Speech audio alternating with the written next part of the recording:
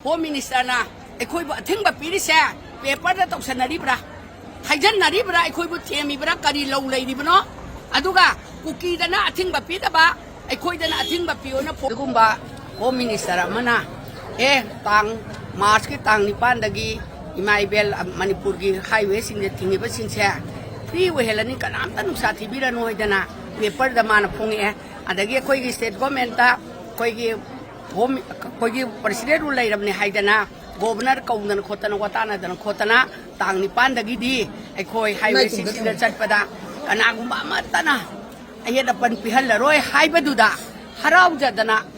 force की मखादा force का मरी लेना अखोइगी लुप मयामसिना इमा इबेल अखोइ मयामसिना हराउदना अदोरदी भारत के अदुगुंबा चाउरबा होम मिनिस्टर अमना अखोइगी अवाना उबीबदगी फ्रीली ओहेलनी कनागुंबातना अयदपन पिहल्लरोय मदुदा अयदपन पिरकपा मदुदा डिस्टर्ब तौरपा मी खुदिमक चप चाना अखोइना मोइबु पनिशमेंट पीनी हाइदना हाइरकपदगी हराउदना माबु वेलकम तबोना माना हाइरबा वादुदा हराउदना नुंगाइदना मागी याथंगदु अखोइना हराउदना welcome तौजरकांदा ngasi अखोइना ngahakang highway सिंगसिदा चलुरसी अदुदेना Lakpa मतमदा अखोइगी याम ngakpa amana भारत के अदुगुंबा चाउरबा होम मिनिस्टर अमना अयदपन पिहल्लरोय तांग निपान से कंपल्सरी मरांग कायना चलहल्लनी हाइबदुदा हराउदना इमा इबेन मयामसि लाकांदा अखोइगी स्टेट फोर्स अमदी स्टेट फोर्स का लोंदी नरीबा फोर्स खरना चटपा यारोय हाइबसे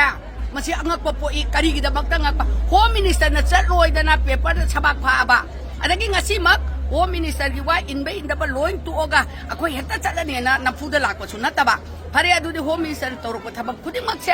अखोइगिदमक्ता याइफनबा तौरअबनिना मागी वासी इल्लगा नुंगाइबा फोंदोकपा ओइना चोककोइना हाईवे सिंगसि चटपा फंगदना अखोइ पंदना लैरंबा सिंगसे फ्रीली लेहेलनी हारदी अखोइ म्यामसे फोक्सि मखादा लेबा मरी लेनबा अखोइगी लुप सिंगसिना पुंझनजरगा चलगा येंगुरसि नुंगाइबा फोंदोउरसि अदुगा अखोइ म्यामगी नुंगाइबा याइफबा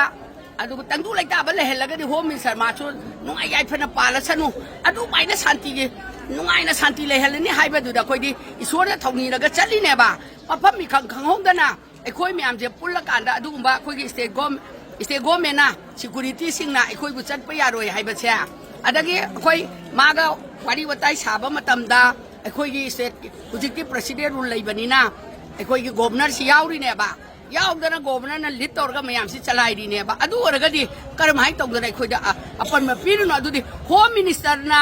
पिरकपा जबानबु अखोइगी स्टेट की गवर्नर ओरिबसिने अदु स्टेट फोर्स सिंगसिना इकाइ खुमनद्रिबा यारोय माना अदु फजना यारनी हारगा मोइने यारोयना थिंगिसे मिसैदा होम मिनिस्टरना मुराक पिबियु अखोइ म्यामगी अपीलदि अखोइदि होम मिनिस्टरना हाइबदो वेलकम तौरगा नुंगाइ मंगरदना नुंगाइबा फोंदोकजबनी अदो फोंदोकपा यारो होम मिनिस्टर वा खंगदे स्टेट दा लेबा सिक्युरिटी अखोइना यादे हाइदना अथिंबा पिरिसे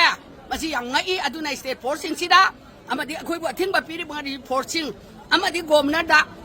मसीगी पोचे अकनबा अथोबा मतमदा इमीडिएटली याम थुना होम मिनिस्टर ना चैराक पिबियु अखोइगी नुंगाइबसे नोइ ननिंग खा तमदे नोइ करीमता तौदे मोइना हारसु मवा लौदे ना थिंगिसे मवा लौदबा होम मिनिस्टर की जबान ngakta सिंगसे अथुबदा चैराक पिबियु लोइना अखोइ म्यामगी अवाबसी उबिरगा स्टेट फोर्स सिंगसिदा अकनबा चैराक पिरगा अमुक्तंग फ्रीली ओइना चटपसे हल लोइरबा इमाइबेल अखोइ पुनमकना हराउना उमुनोगा यंजगे अदुगा इचाइसु तुंगी लाकदबा इचाइसु नुआइना लेहौबा अखोइसु नुआइना पानबा अदु होम मिनिस्टर सु अखोइबु नुआइ हलदि पासु नुआइ याइफना पानबा सि चपचाना तौमिनासि ngamdragadi अखोइगी होम मिनिस्टरना अखोइबु अथिंबा पिरिसे पेपर तौसनरीब्रा हाइजनरीब्रा अखोइबु थेमीब्रा करी लौ लैरिबनो अदुगा कुकीदना अथिंबा पिदबा अखोइदना अथिंबा पियोना फोर्स हेलगा नना अखोइगी फोर्स सिंगसिना कैता तौबा ngamdaba मनुंगदा मोइ करी करार यानबा करी लैगे मधु याम थुना इमीडिएटली खंगलु नत्रगदि तुंगदा लाकपदा होम मिनिस्टर खंगदे एनी पर्सन खंगदे अवाबा लोइ तामिनगनी थक्ता इशोर लै अचुंबगिदमक्ता इशोरना लेपकनी अदुना होम मिनिस्टरना ngasiगी तौरिबा पोचे अखोइ थमोइ छोकना